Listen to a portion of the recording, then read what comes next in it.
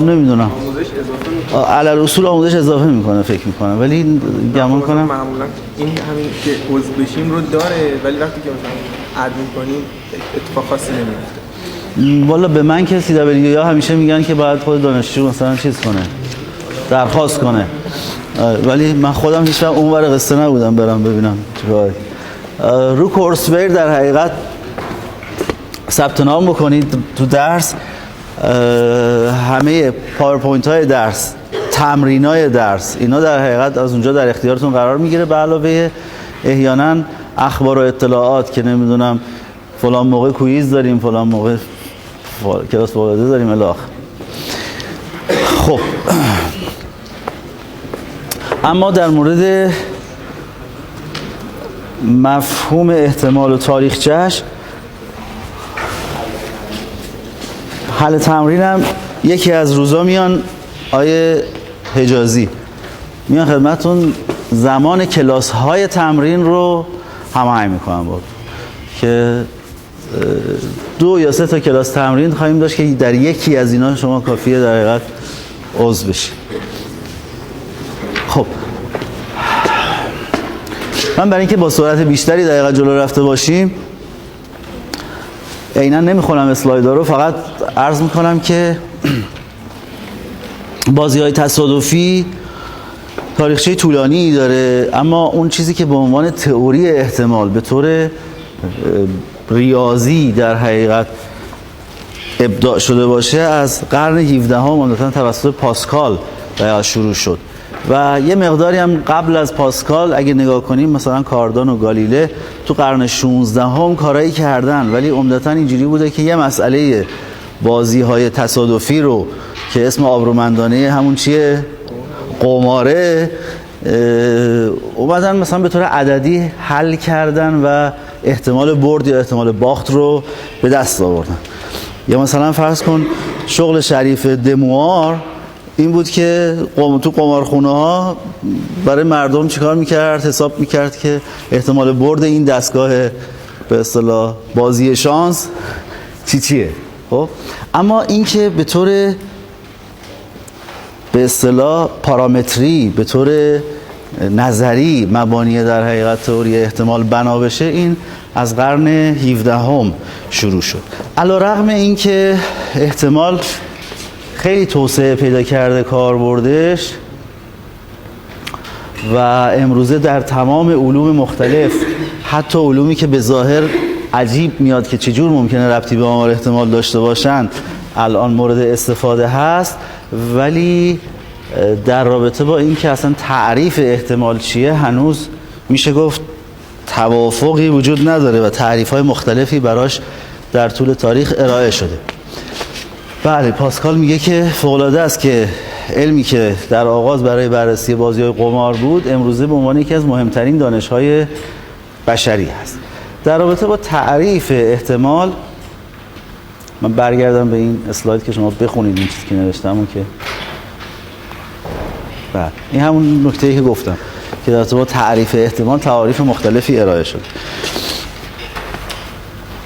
قطعاً خب یکی از این تعریف کلاسیکیه که خود پاسکال تو قرن 17 ارائه داد و فکر کنم شما تو دبیرستان یه همچین چیزی رو دیده باشید که عرض به حضور شما که توی یه آزمایش تصادفی اگه کل نتایج ممکنه تعدادش n باشه و واقعه مطلوب تعداد نتایج ممکنش n a باشه، اون وقت میگیم احتمال a هست n a n o. مثلا فرض کن چی؟ زوج اومدن تاست، کل نتایج ممکنه 6 تاست، زوج اومدن تعدادش 3 تاست، پس بنابراین احتمال وقوع واقعه زوج آمدن چی میشه؟ میشه 3/6 یا 1/2.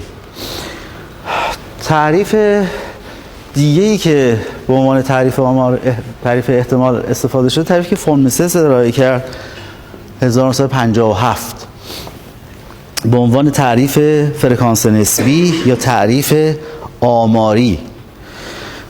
میگه که برای اینکه احتمال واقعه رو به دست بیاریم،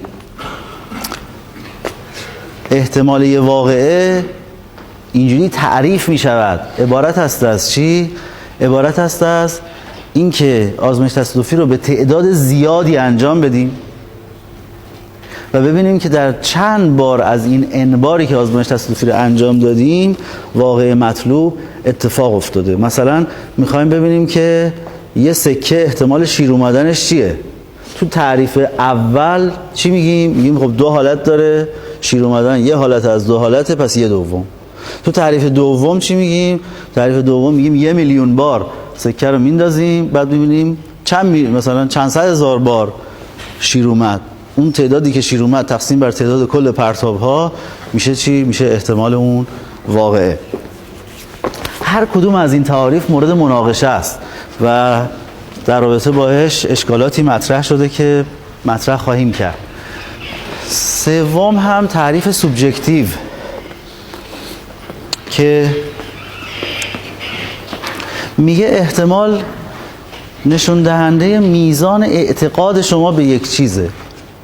مثلا شما قاضی شواهد و قرائن رو در رابطه با مجرم بودن فلان کس میبینه، بعد میگه به نظرم به احتمال 80%، حالا قاضی که شأنش عجله، مثلا اداره آگاهی، خب میگه به احتمال 80% به نظر میاد مجرم جانه، به احتمال 20% هم شاید جورج باشه مثلا. ها این نه از اونجا به دست اومده، نه انعانومی بوده، نه انعانوم به این مفهوم دومی بوده. این چیه؟ از یه جای دیگه داره میگه احتمال این واقعه چی؟ از کجا؟ به قول از کجا دیگه؟ یکی از دوستان محترمانه ترشون میگفت، دوستان هیئت علمی میگفت آستینش. خب دیگه حالا من نخواستم اونو بگم دیگه. خب اما تعریفی که ما ازش استفاده خواهیم کرد و بیشتر متداوله تعریف آکسیوماتیکه، یعنی تعریفی که کولموگروف 1933 ارائه کرد که اومد یه سری اصول موضوعه، مثل هندسه اقلیدوسی چجوری یه سری اصول موضوعه مثلا گذاشته بعد قضیه اثبات میکنه، این هم میاد یه سری اصول موضوعه قرار میده، 3 اصل، و بر اساس اون اصول موضوعه بقیه رو دیگه قضیه اثبات میکنیم و میریم جلو.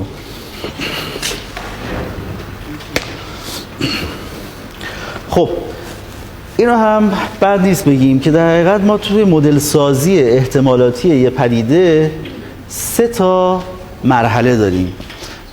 مرحله اول، مرحله دوم و مرحله سه. مرحله اول پروسه ای داریم که به دلیل اینکه به صورت دترمینیستیک نمیشه مدلش کرد، میخواهیم به صورت احتمالاتی مدلش کنیم. خب با عنوان ورودی مدلمون فرض میکنیم که واقعه های آی دارای احتمال های پی آی هستن. کولموگروف میگه که اینکه شما پی آی ها رو چی میگیرید، من فقط 3 تا کانسترین به شما میدم، 3 تا محدودیت به شما میدم. یکی اینکه این عددهایی که میگیرید منفی نباشن. خب یکی دیگه این که مثلا چی؟ احتمال واقعی مرجع که خواهیم گفت اینو باید حتما 1 قرار بدیم. یکی دیگه این که اگه 2 تا واقعه با هم اشتراک نداشته باشن، احتمال اجتماعشون باید برابر با جمع احتمال هر کدوم از اونا باشه. اگه این چیزها رو رعایت کنید فقط، بعد حالا اینکه این عددا رو چی قرار میدید به من ربطی نداره، هر چی میخوای قرار بده. مفروضات مدلن اینا. پس توی قسمت اول یه سری مفروضات داریم، به ما گفته شده است که واقعه های آ1 و آ2 و آ3 الی آخر احتمالاشون پی1 و پی2 و پی3 الی آخره. خب چرا؟ از کجا اومده؟ درسته یا نه؟ به من میگم فرضاییه که به من دادن.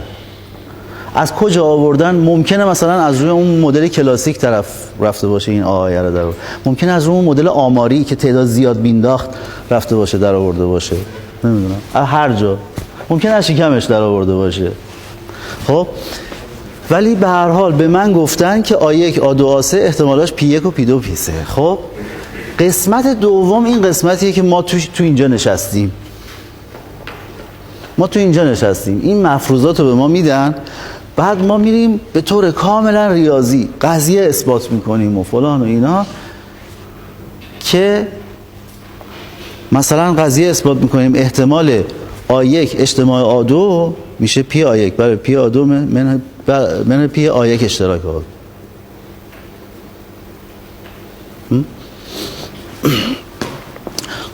قضیه اثبات میکنیم احتمال آ کامپلیمنت هست 1 منهای احتمال آ. جزء اصول موضوعه نیست، قضیه اثبات میکنیم به طور ریاضی از روی این مفروضات احتمال وقایع دیگه ای رو که از ما خواستن میتونیم به طور کاملا ریاضی اثبات کنیم و ادعا میکنیم که اگر این مفروضات درست باشن حتما اینا درستن، چون به طور ریاضی اثبات. طبیعتا اگه این مفروضات با جهان خارج عدم تطابق داشته باشن باعث میشه که این نتیجه گیری من هم با جهان خارج تطابقش کامل نباشه. ولی همیشه در هر علمی همینه، شما مثلا یه مدار رو حل میکنید، یه سری مفروضات دارید که جریان این شاخه گفته ولتاژ اینجا انقدر، این مقاومت هم انقدر. خب اگه اون یه ohمی که اونجا گرفتید 1 و 1/100 ohm باشه، اون مداری که حل میکنید، حاصلی که به دست میارید، جهان خارجش با آنچه که شما حل کردید و تطابق نخواهد داشت، به دلیل اینکه اون یه ohمه 1 و 1/100 ohm واقعا و شما یه ohm در نظر گرفتید. اینجا هم همینطور، اگر اینا واقعا درست باشن اینا واقعا درست خواهند بود، اگر عدم تطابق داشته باشن باعث عدم تطابق اینا میشه. خب با فرض اینکه اینا درست باشن ما معتقدیم که اینا درست خواهند بود و لذا نسبت میدیم به عالم خارج، ادعا میکنیم، پیش بینی میکنیم که در جهان خارج این واقعه های بی آی که توی مرحله 2 به طور ریاضی رفتیم مقداراشون رو به دست آوردیم با احتمال پی بی آی اتفاق میفتن. پس تو مدل 2 تو قسمت 2 ما فقط توی ذهن و ریاضی و ایناییم، در قسمت 1 و قسمت 3 با جهان خارج سر و کار داریم. این هم بد نیست بدونید در حقیقت احتمال به خلاف آمار یه تئوری کاملا ریاضیه. آماره که ربطش میده به جهان خارج، پدیده ها رو بریم مشاهده کنیم ببینیم تو چند بار اتفاق افتاد، اینا کار آماره. در حالی که تو احتمال چیه؟ شما یه سری قضیه اثبات میکنید، یه سری کار ریاضی فقط میکنید، یه سری فرمول در میارید. خب یه نکته هم اینجا تو بنده، من بنام بود سریع برم ولی مثل اینکه گیر کردم. تو این بنده یه چیزی گفته که یه ذره میخوام قلقلکتون بدم. میگه با پروسه مواجهیم که یا ذاتاً احتمالاتیه یا اینکه نه ذاتاً احتمالاتی نیست ولی ما میخواهیم احتمالاتی مدلش کنیم. این یکی از چیزاییه که یک عالمه بحث فلسفی داره.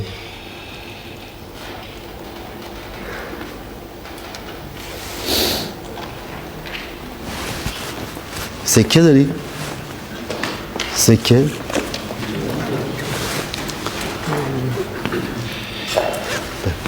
پرت کن.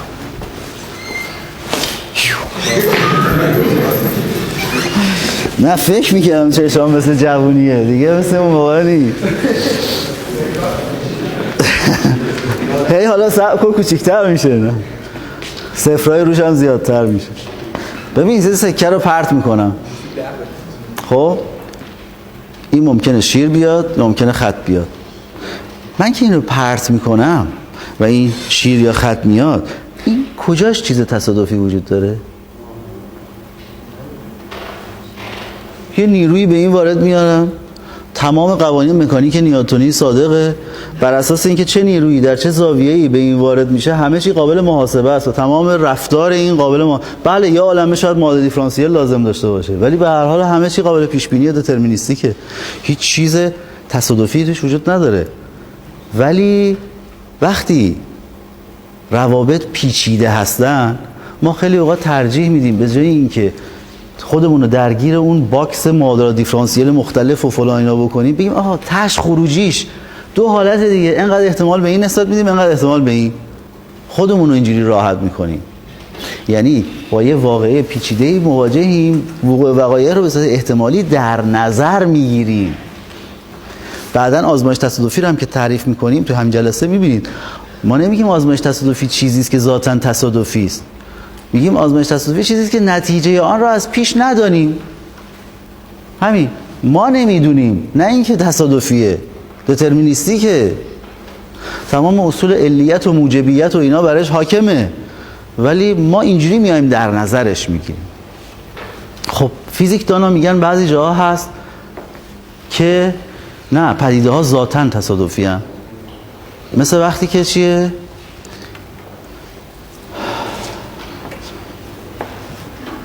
به جای ماکرو فنومنا بریم سراغ میکرو فنومنا، داخل پدیده هایی که درگیر با الکترون و پروتون و ذرات بنیادی و اینا که باشه، بعد معادلات شرودینگر و اینا.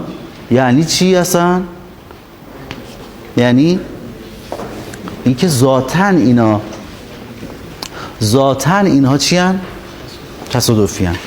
در واقع دیراک و شرودینگر و اینها مدعی هن که شما این دترمینیزمی که در جهان خارج میبینید این یک تقریبه، کما اینکه اینشتین به ما اومد نشون داد که وقتی پدیده ها سرعت خیلی کمتر از نور دارند مکانیک نیوتنی برقراره و وقتی سرعت ها نزدیک به نور میشه اون روابط دیگه قابل استفاده نیست. ظاهرش خیلی عجیب و غریبه. آقا من 1 متر بر ثانیه به سمت این میرم، اینم 1 متر بر ثانیه به سمت من میاد. خب ما به هم چجوری نزدیک میشیم؟ 2 متر بر ثانیه. سرعت نسبی ما 2 متر بر ثانیه. خب اینشتین چی میگه؟ میگه تو یه سری مفروضات توی این محاسبه 1 به علاوه 1 همیشه 2 میشه. بله، ولی مشکل تو چیه؟ اینه که مسافت رو یک موجود ثابت در جهان خارج گرفتی که مستقل از حرکت توست. زمان رو هم یه موجود ثابت در جهان خارج گرفتی که مستقل از حرکت توست. و با کمال تعجب نشون میده که نه زمان و نه مکان حقایقی مستقل از حرکت ما نیستن و با حرکت ما منبسط و منقبض میشن.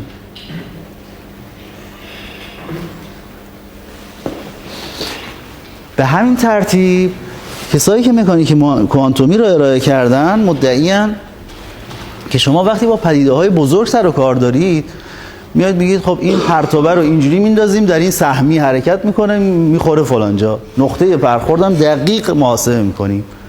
در واقع در جهان خارج هیچ چیزی اینجوری دترمینیستیک نیست. همه اینها دارای یک توزیع احتمالن در واقع. منتها توی پدیده های ماکرو این توزیع احتماله مقدار نوسانش حول مقدار میانگین اونقدر کمه که قابل صرف نظره. وقتی میاد تو پدیده های میکرو، پدیده های کوچیک، اون وقت این دامنه نوسان نسبت به محل میانگین بسیار قابل تأمل میشه. یعنی میخوان بگن هیچگاه اینجوری نیست که شما بگید بله اینو من اینجوری با این نیرو پرتاب میکنم در این نقطه فرود میآید.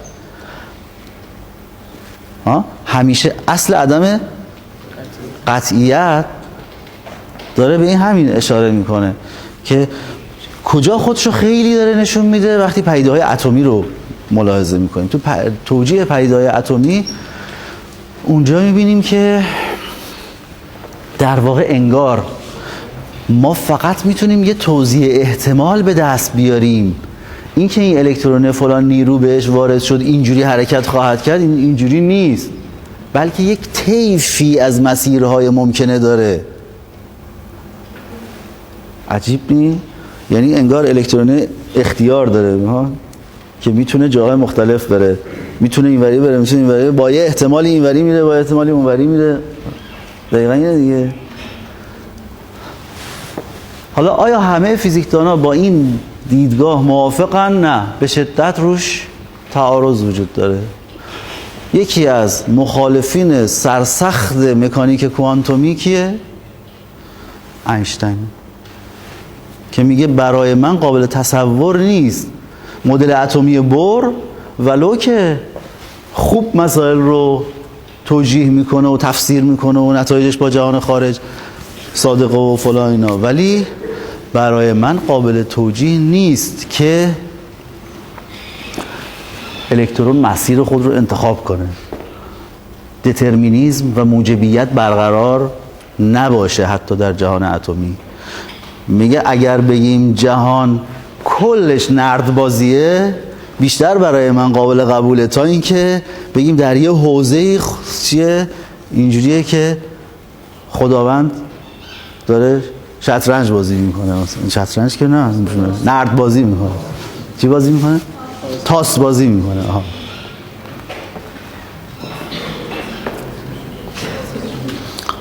خب این دعوا همچنان هست دیگه و میگه که من کاملا امیدوارم که ما یه روزی برگردیم به طرحی از تفسیر پدیده های اتمی که ما رو دوباره برگردونه به موجبیت. و جالبه که خود دیراک که توی 1930 و اینها که این نظریات رو ارائه میدادن کاملا ابراز میکردن که دترمینیسم مرد و اینا و باید به این تفسیر از پدیده ها رو آورد، در اواخر عمرش میگه که هر دانشجویی که تو دانشگاه داره میخواد امتحاناشو بده باید بله این تفسیر من و شرودینگر و بور و اینا رو دقیقا بپذیره و امتحان بده. اما وقتی امتحاناشو داد و تونست با فراغ بال بیاندیشه قوت استدلال اینشتین رو در خواهد.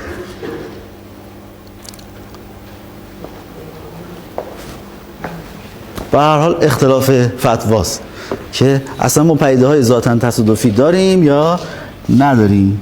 توی فلسفه هم ما میگیم که این شعر از حاج مولا سبزواریه، میگه ولیس فی الوجود الاتفاقی اذ کل ما یحدث فهو راقی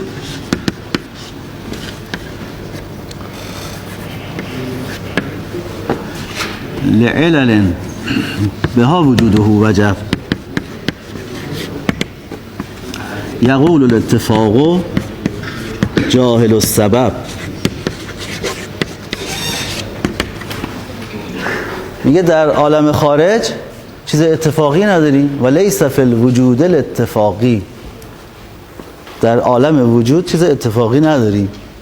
اذ کل ما یحدث فهو راقن، راقن توی شعر خونده میشه راقی، هر چیزی که حادث میشود بر میگرده لعلل به سلسله علتهاش، تا علت یه چیزی موجود نباشه اون معلول به وجود نمیاد. لعلل بها وجوده وجب، با توجه به وجود اون علتشه که این موجود شده و وجودش ضروری شده. یقول الاتفاق جاهل السبب، اما کسی که نسبت به اون علت جاهله تفسیر اینو میکنه که این اتفاقی بوده، اتفاقا گنج پیدا کردن. چیز اتفاقی تصادفی گتره‌ای واقعا وجود نداره، مثل این مثال سکه که زدم. خب این یه تفسیره، حالا لزوم هم نداره که حالا حتما این درست باشه یا اون، خدا میدونه جهان آفرینش چجوریه، باید بیشتر تحقیق کرد و فهمید. خب بریم سراغ کار خودمون. این مباحث فلسفیه واقعش، یعنی با چیز علمی آخر سر.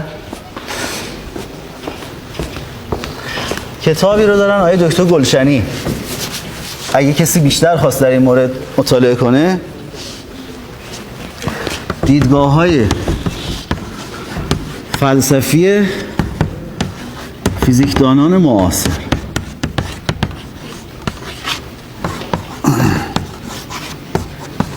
که میگن چجور پیش‌فرض‌های فلسفی فیزیکدان‌ها روی ابداع نظریاتشون اثر گذاشته.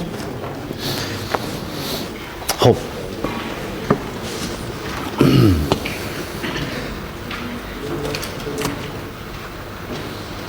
تو این درس ما تعریف آکسیوماتیک احتمال رو استفاده می‌کنیم و تو مرحله 2 سر کارمون تو بخش احتمال.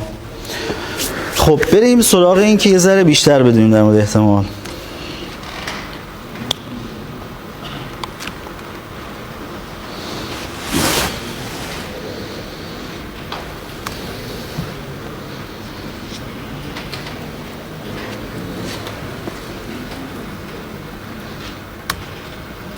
با اف بنک نمیاد.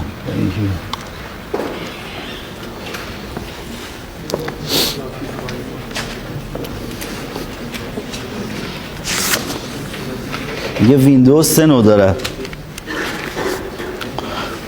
کند، خیلی کند و خیلی خیلی کند.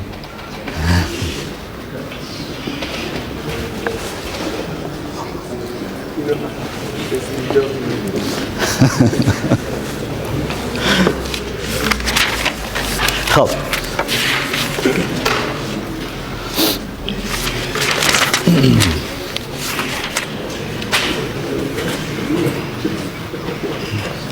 مرد دیگه فعلا.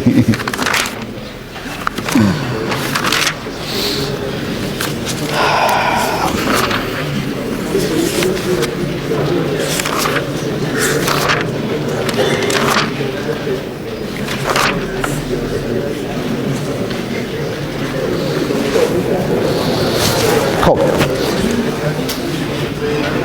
ابتدا با توجه به اینکه تئوری احتمال روی تئوری مجموعه ها بیان میشه، کتاب یه یادآوری از تئوری مجموعه ها داره که من در حقیقت ازش رد میشم چون شما حتما به خاطر دارید. بعد میریم سراغ فضای احتمال و ارائه تعریف کولموگروف و اون وقت میریم سراغ این که احتمال واقعه ها رو چجوری باید تعیین کرد. خب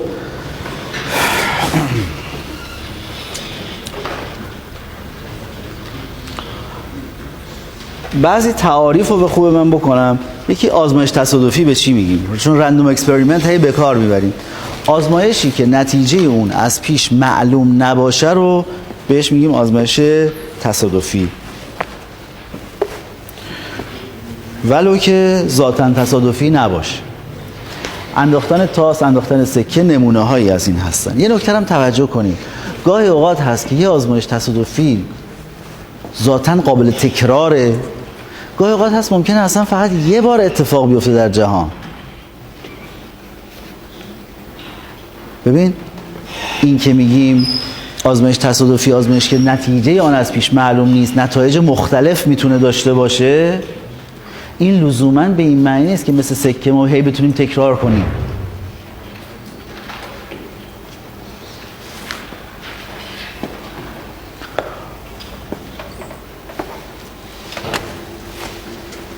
زلزله آتی تهران کی اتفاق میافتد؟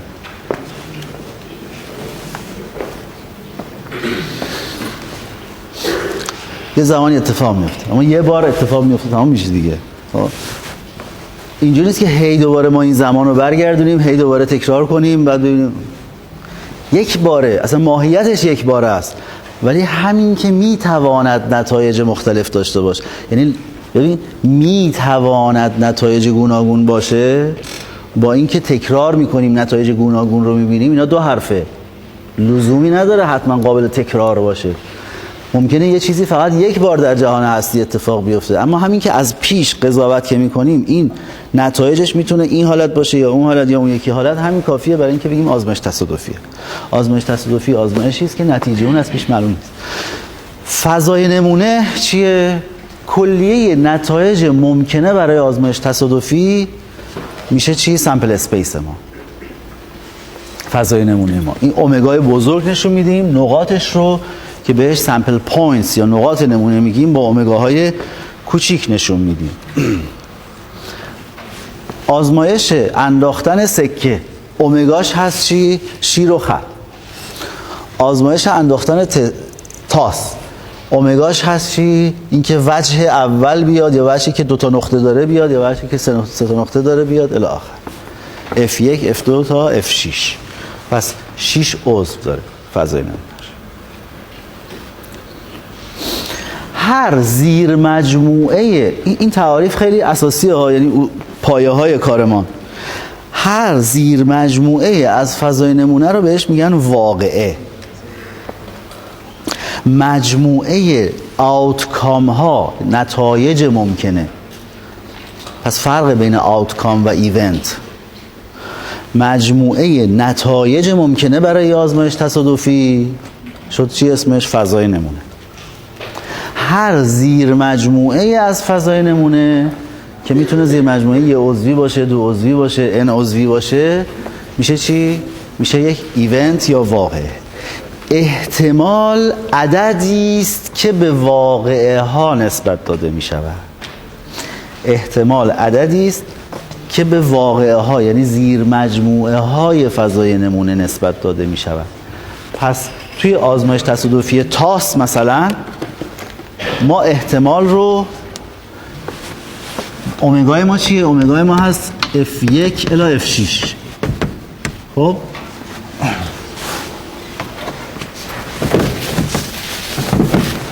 اومگای ما در آزمایش تاس هست F1 F2 F6. احتمال به خود F1 نسبت داده نمی شود، احتمال به این که زیر مجموعه از اینه نسبت داده میشه. F1 خالی آوتکامه. مجموعه شامل F1 چیه؟ یه زیر مجموعه تک عضوی از اومگاست. زیر مجموعه های اومگا رو بهشون عدد نسبت میدیم. خب واقعه زوج آمدن عدد تاس یک واقعه، یه زیر مجموعه از اومگای F1 الی F6 اف آیی که آی زوج باشه.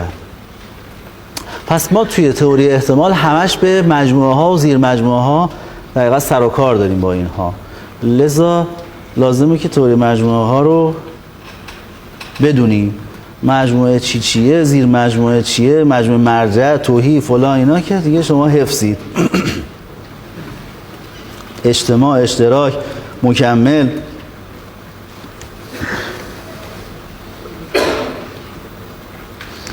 مرد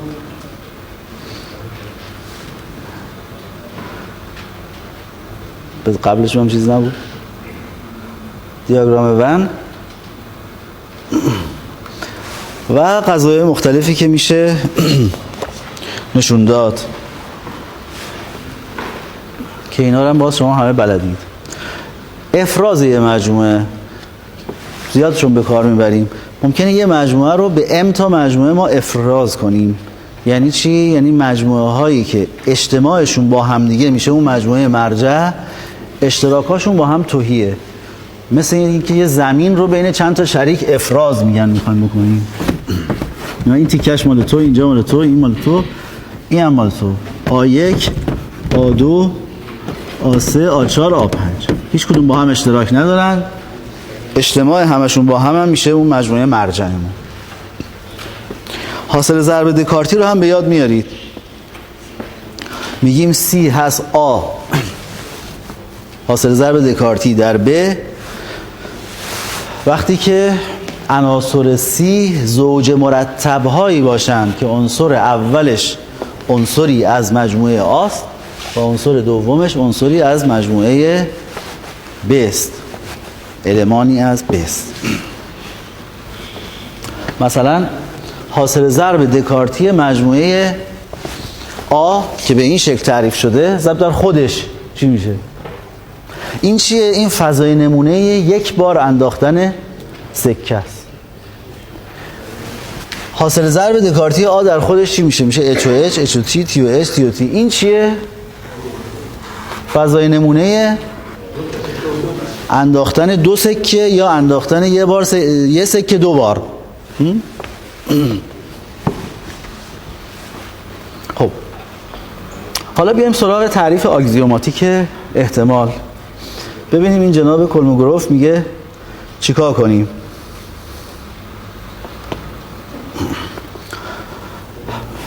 probability space اون چیزی که قبلا داشتیم اسمش چی بود؟ فضای نمونه، یعنی sample space. این چیه؟ این probability space. probability space یعنی همون مدل احتمالاتی برای یک فرایندی. یادتون هست گفتیم با یه پروسه مواجهیم که یا پیچیده است یا ذاتاً احتمالاتیه، در نتیجه می‌خوایم احتمالاتی مدل کنیم. اون کل مدلمون بهش میگن probability space. این کل مدل شامل چه چیزاییه؟ یکی این که باید اومگای ما سامپل اسپیسمون معلوم باشه. دوم این که این اومگاه یه سری چی داره، زیر مجموعه داره. مثلا یه اومگای n عضوی چند تا زیر مجموعه داره؟ 2n تا زیر مجموعه داره. اونا میشن بخش دوم، زیر مجموعه های اومگا که بهش میگیم واقعه ها. سوم عددهاییه که ما باید به این واقعه ها نسبت بدیم که میشن چی؟ احتمالا. عدد پی ها که به هر یک از واقعه ها نسبت داده میشه. کولموگروف میگه که بذار اول دونه دونه اینا رو بگیم. فضای نمونه یا اومگا سامپل اسپیس مجموعه کلیه نتایج ممکنه برای آزمایش تصادفی که دیدیم دیگه. آزمایش انداختن یه سکه، آزمایش انداختن 2 سکه، آزمایش انداختن 2 تاس مثلا 36 عضو داره. مثالای دیگه بزنیم یه ذره برقی تر. یه مداری داریم 4 تا سویچ داره، هر کدوم از سویچ ها 2 حالت دارن، آن و آف. و ما نمیدونیم این سویچ ها در چه حالتی قرار گرفته‌اند. خب میشه چی؟ 2 به قوه 4 یا 16 حالت. یا یه عدد 4 بیتی باینری تصادفی فرض کنید داریم، چند تا حالت داره؟ 16 تا در حقیقت آوتکام داریم تو اومگامون. گاهی اوقات ممکنه اومگاهای ما تعداد عناصرش چی باشن؟ به جای اینکه محدود باشه نامحدود باشه. مثلا این اومگا الان نامحدودیه که قابل شمارش یا غیر قابل شمارش؟ غیر قابل شمارش. قابل شمارش بودن و غیر قابل شمارش بودن رو فقط دیگه قابل شمارش یعنی این که قابل تناظر 1 به 1 با اعداد طبیعی هست. غیر قابل شمارش یعنی نیست. مثلا مجموعه اعداد حقیقی،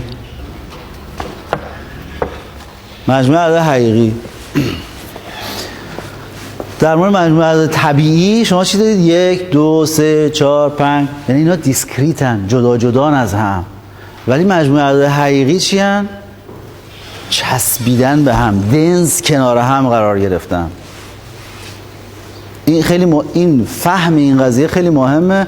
هر وقت که شما آنالوگ دارید و دیجیتال دارید، آنالوگ و دیجیتال یعنی همین. مثلا میگیم این ولتاژ آنالوگی یا دیجیتاله. دیجیتاله یعنی چی؟ یعنی لولا گسستن. معمولا هم 2 تا لول داریم ولی میتونه بیشتر هم باشه. لول 0 1 2 3 اینجوری. ولی وقتی که آنالوگه یعنی چی؟ یعنی هر ولتاژی مثلا فرض کن بین 0 و 5 ولت مثلا فرض کن یا 0 و 10 ولت ممکنه بتونه وجود داشته باشه. 8 و 23 صدم ولت، نه 8 و 24 صدم ولت، 230 8 ماه 232 ولت، نه 2 ماه 32 2 3 4 5. خب طول عمر یه المان الکتریکی، یه المان الکتریکی شروع کرده توی مداری کار کردن، کی تقش در میاد؟ ممکنه از همون لحظه شروع اصلا خراب باشه، ممکنه 1 ساعت کار کنه بعد خراب شه، ممکنه 1000 ساعت کار کنه بعد خراب شه. این مبحث بسیار مهمی است توی الکترونیک به نام قابلیت اعتماد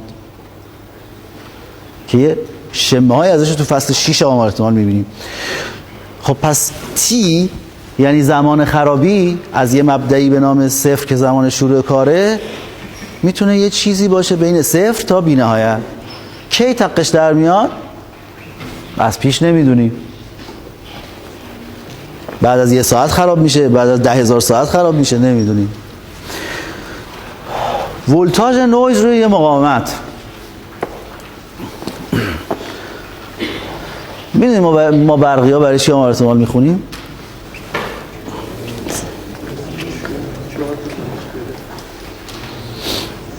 اگه این نویز نبود و هممون راحت بودیم، هم من درس نمیدادم اینو، هم شما نمیخوندید اینو. آمار احتمال همه خوندن آمار احتمال تو مهندسی برق از سر وجود اینه، نویزه. یه مقاومت رو شما در نظر بگیرید.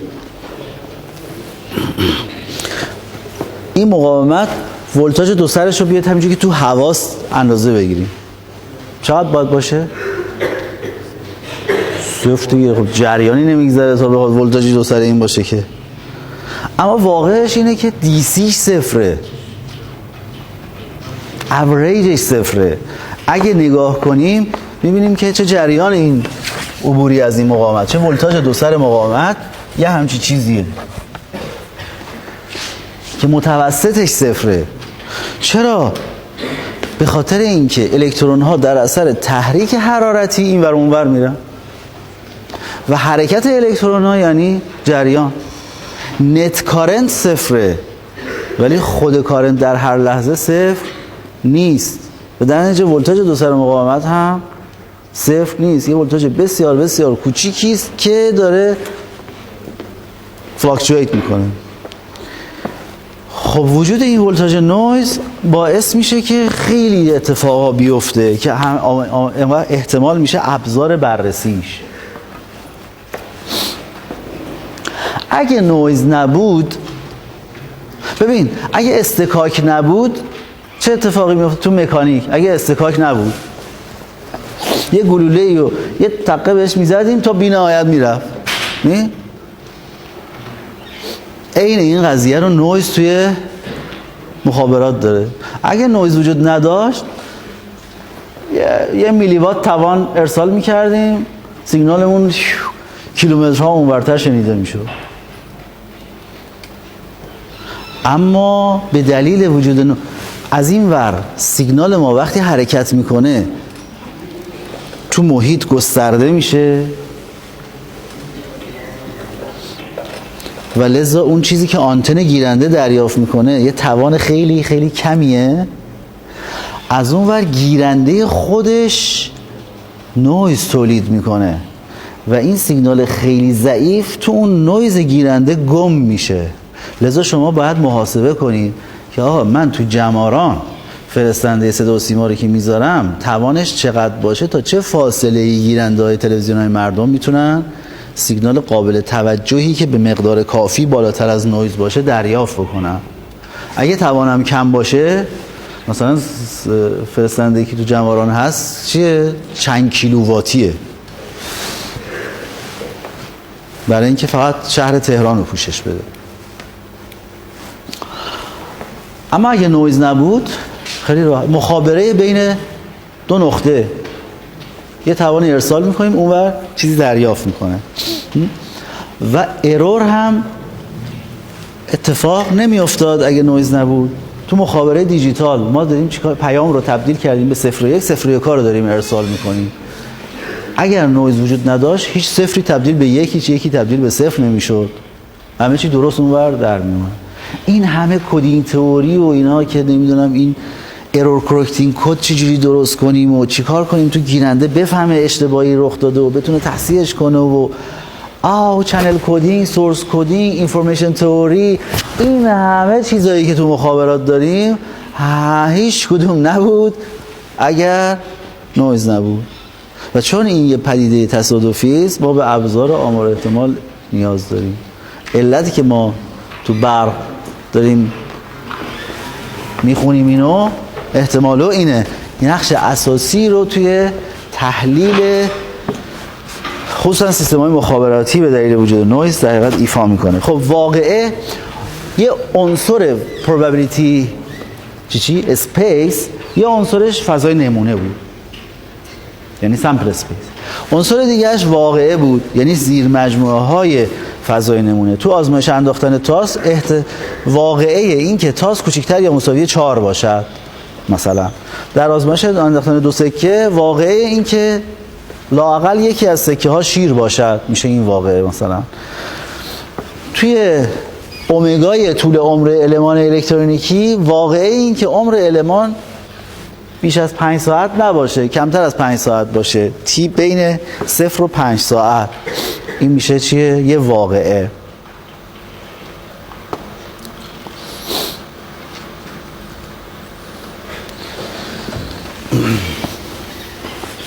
خب چه وقت میگیم یه واقعه اتفاق افتاده؟ یه آزمایش تصادفی رو انجام دادیم، آزمایش انداختن تاس رو انجام دادیم، تاس رو انداختیم. خب واقعه کوچکتر یا مساوی 4 بودن رو کی میگیم اتفاق افتاده؟ وقتی که این تاسو که انداختیم تاس 1 باشه یا 2 باشه یا 3 باشه یا 4 باشه، میگیم واقعه کوچکتر یا مساوی 4 بودن اتفاق افتاده دیگه. یعنی واقعه آ وقتی اتفاق افتاده که نتیجه آزمایش یکی از اعضای آ باشه. روشن و بدیهیه. خب دیگه چی؟ دیگه این که میگه وقتی ما یه بار آزمایش تصادفی رو انجام میدیم، یه بار تاسو بیندازیم، مثلا 2 میاد، یه آوتکام پیش اومده، آوتکام حاصله تاسو انداختم 2 اومد، همزمان که هم 2 هم 4 نمیاد که. یه بار آزمایش تصادفی انجام دادم، یه آوتکام دارم، اما همزمان چند تا ایونت اتفاق افتاده. واقعه زوج بودن الان اتفاق افتاده، 2 اومده تاس.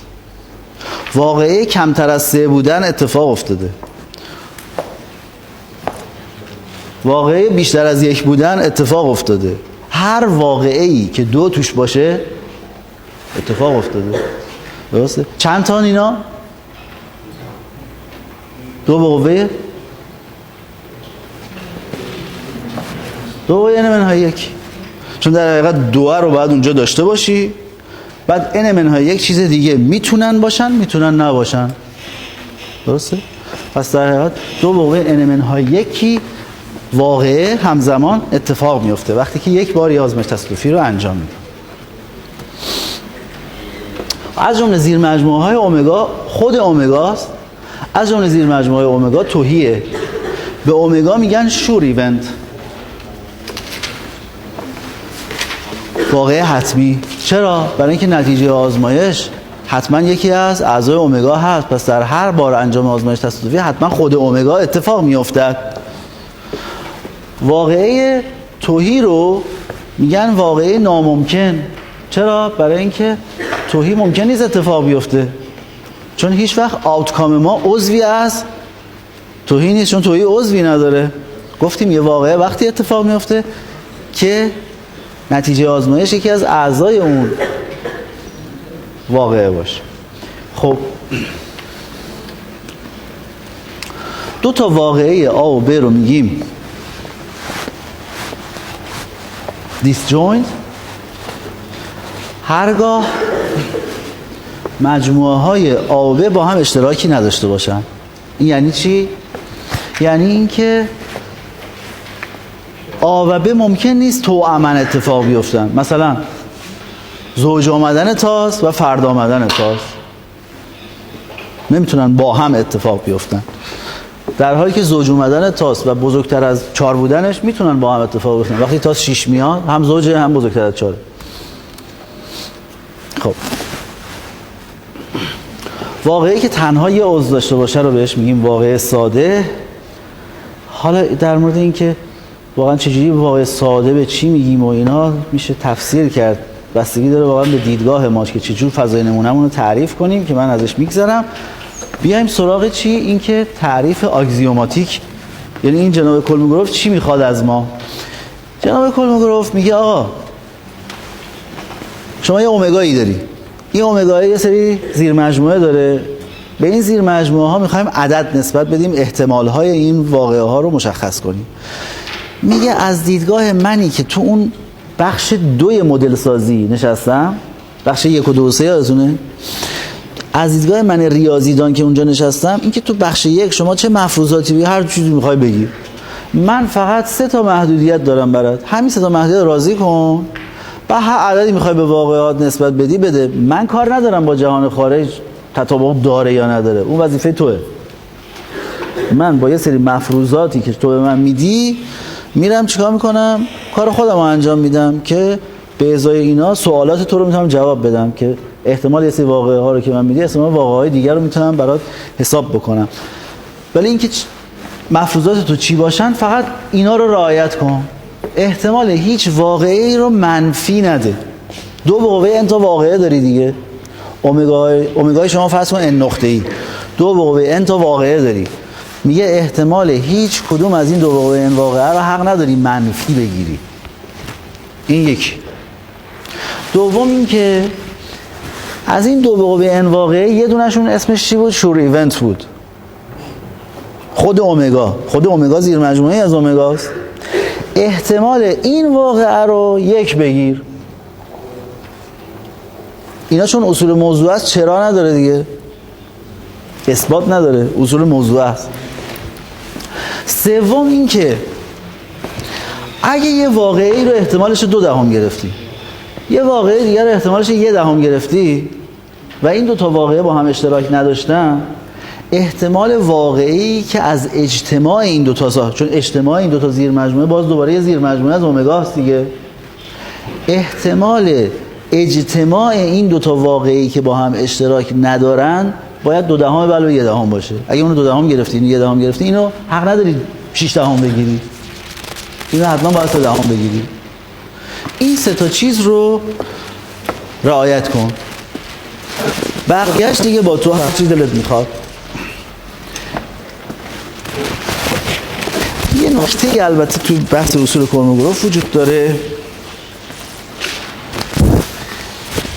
چقدر برسم بگم، اون اینه. ببین من این سوال رو مطرح کنم،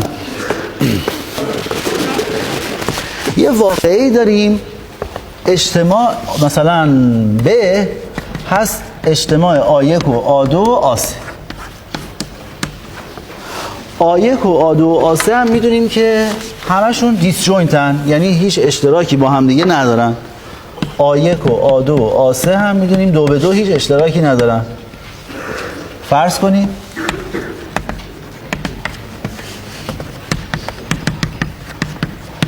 خب حالا احتمال ب رو میخوام حساب کنم. میگم احتمال پی ب، احتمال ب، میگم اگر اسم A2 اشتراک A3 رو بذاریم A، A1 اجتماع A داریم که A و A1 با هم اشتراکی ندارن، پس طبق اصل 3 کرونوگراف احتمال ب هست احتمال A1 به علاوه احتمال A.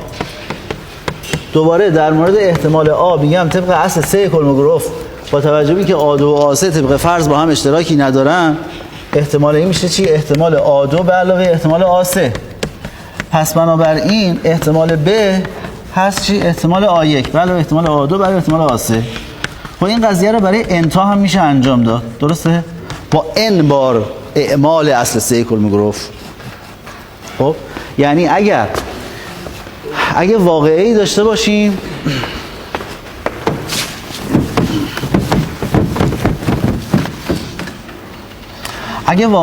باشیم که عبارت باشه از A1 اجتماع A2 اجتماع AN و A1 الی AN 2 به 2 اشتراکشان تهی باشد، اون وقت این اجتماع میشه چی؟ این پروبابیلیتی میشه چی؟ احتمالش میشه سیگمای آی از 1 تا n پی آی ها با n بار اعمال اصل کرونوگراف. درسته؟ حالا اینجا یه سوالی مطرح میشه که اگه به جای n محدود n نامحدود داشته باشم چه اتفاقی میافته؟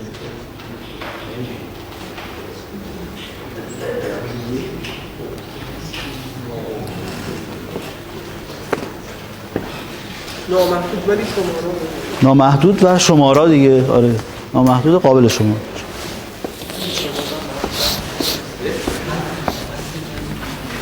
ها کی بود صحبت؟ نه الان این حد کی گفت؟ حد چی؟ حد همین سیگما وقتی امین کنیم. خب آره، ولی چرا از بذارید اول جواب بگم بعد شما بگید چرا. این صادقه. خب با n بار اعمال اصل کل مرور اصل سوم این ثابت شد. ولی وقتی حد میخوایم بگیریم برای n به سمت بی‌نهایت دیگه برقرار نیست. چرا نیست؟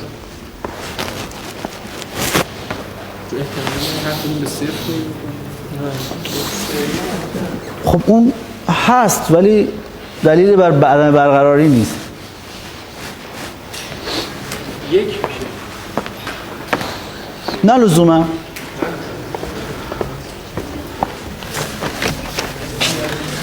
این مثلا اومگا تونه، فرض کن مثلا این آیه که این نوار دورش آ2، این نوار دورش آ3 هی هم کوچولوتر میشه تا به یه کلانی میرسه.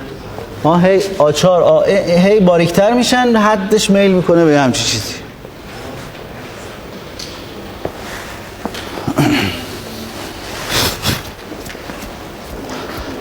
برای n بی نهایت چرا این صادق نیست؟ یعنی از روی اون سه تا اصل نمیشه اونو اثبات کرد. برای n محدود میشه اثبات کرد، برای n نامحدود نمیشه اثبات کرد. چرا؟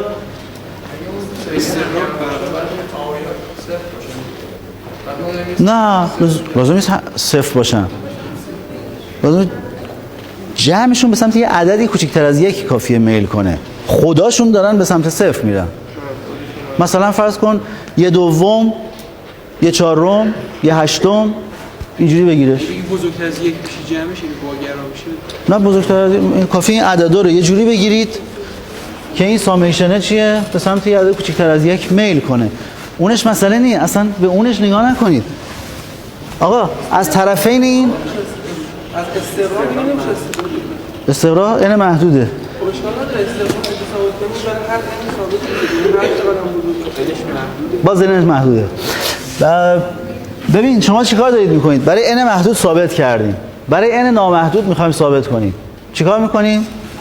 از این ور حد میگیریم n به سمت بی‌نهایت، از این ورم میگیم وقتی یه چیزی با این چیز برابره حدش هم با حد این برابره دیگه. و لیمیت n به سمت بی‌نهایت این. خب لیمیت n به سمت بی‌نهایت این که هست سیگمای آ از یک تا بی‌نهایت پی آی ها. خب اما گیر کجاست؟ گیر اینجاست.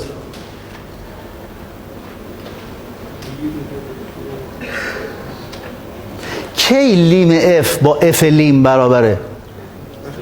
وقتی تابع پیوسته باشه. تو کی مفروض پیوستگی گذاشتی؟ تو اصول کلموگروف نذاشتی که.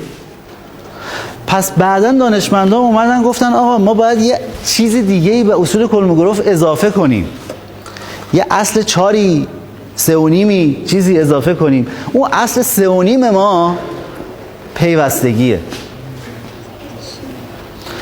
یعنی برای اینکه بتونیم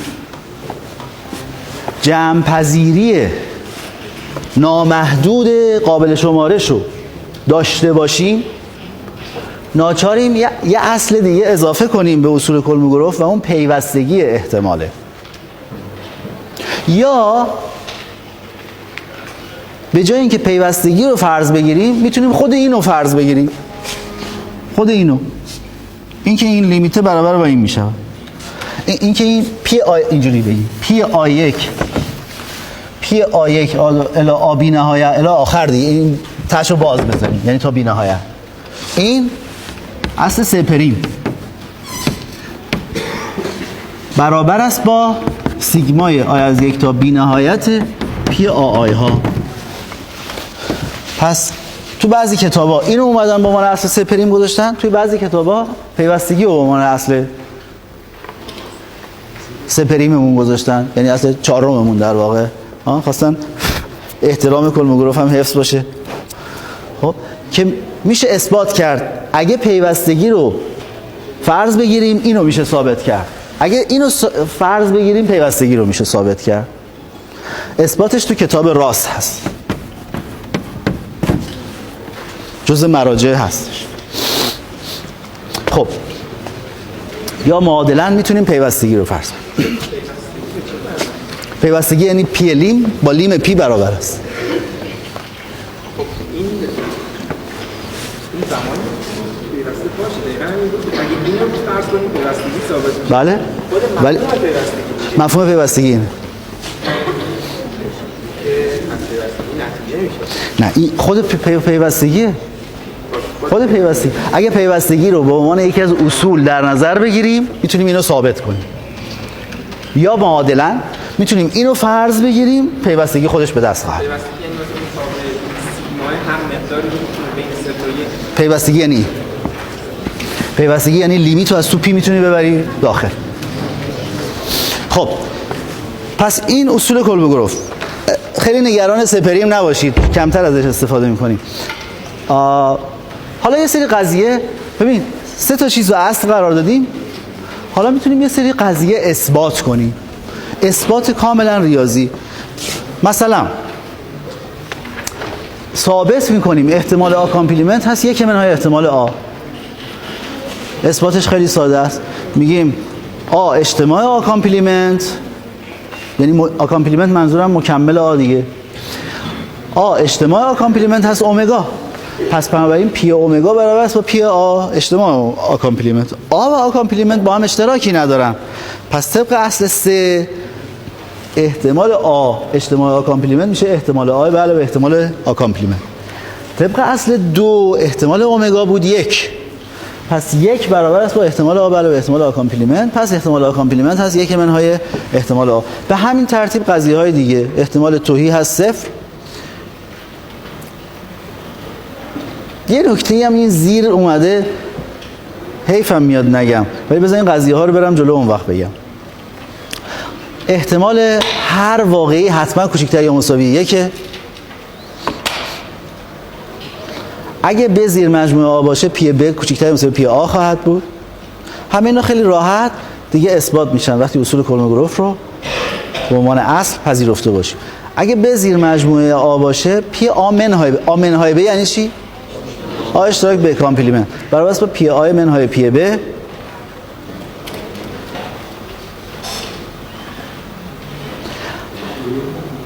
اگر آ و ب دو مجموعه دلخواه باشن نه لزوما اشتراکشون توهی، احتمال آ اجتماع ب هست احتمال آ بر و احتمال ب منهای احتمال آ اشتراک ب. از 2 راه اثبات کردیم.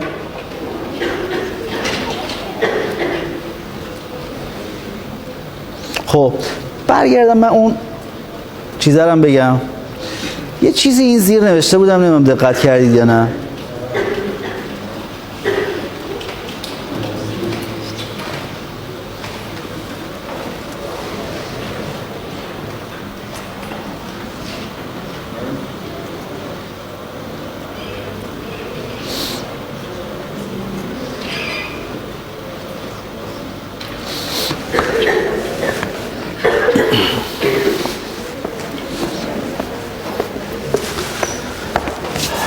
احتمال اومگا طبق اصل 2 کلموگراف 1، بهش میگیم واقعه حتمی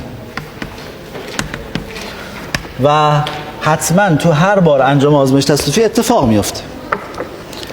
احتمال توهی هست 0 و بهش میگیم واقعه ناممکن و ممکن نیست اتفاق بیفته. چون که چیه اتفاق افتادن یه واقعه؟ یعنی این که اون آوتکام عضوی از اون واقعه باشه که این عضو نداره اصلا تا بخواد اتفاق بیفته. خب و ما احتمال اومگا که احتمال توهی 0، این شور ایونت این نول ایونت. خب اما هر چیزی که احتمالش 1 باشه، ببین واقعه حتمی احتمالش 1، اما هر چیزی که احتمالش 1 باشه حتمی نیست. واقعه ناممکن احتمالش 0، ولی هر چیزی که احتمالش 0 باشه ناممکن نیست. چطور ممکنه یه چیزی احتمالش 0 باشه ولی اتفاق بیفته؟ ما داریم ادعا میکنیم چیزی ممکنه احتمالش بی نهایت مثلا بگیم دو محور اعداد حقیقی، مثلا احتمالی که یه فردی عدد حقیقی رو بنویسه مثلا 1 باشه 0، ولی بله. بذارید یه مثال بزنیم. یه چرخی داریم و یه نشونه ای. این نشونه پیکانش به اندازه یه نقطه است. چرخه رو میچرخونیم، یه جایی از حرکت وای میسته و یکی از نقاط این زیر این نشانک قرار میگیره. سوال: احتمال اینکه یه نقطه خاص از این در گردوندن این چرخ زیر اون قرار بگیره چقدره؟ چرا صفره؟ چون همه این نقاط هم احتمالن، تعدادشون هم بی نهایت تاست، پس بنابراین چیه؟ احتمال میشه صفر. اما وقتی چرخو میچرخونید آخرش خلاصه یکی از این نقاط اون زیر قرار میگیره، یعنی احتمالش صفر هست ولی اتفاق میافته. به این جور وقایع میگن almost impossible. almost impossible، تقریبا ناممکن. حالا سوال عکسش، اینو میچرخونیم، احتمال این که هر جایی از این دایره به غیر از این یک تک نقطه زیر این قرار بگیره چقدره؟ 1. ولی وقتی میچرخونیم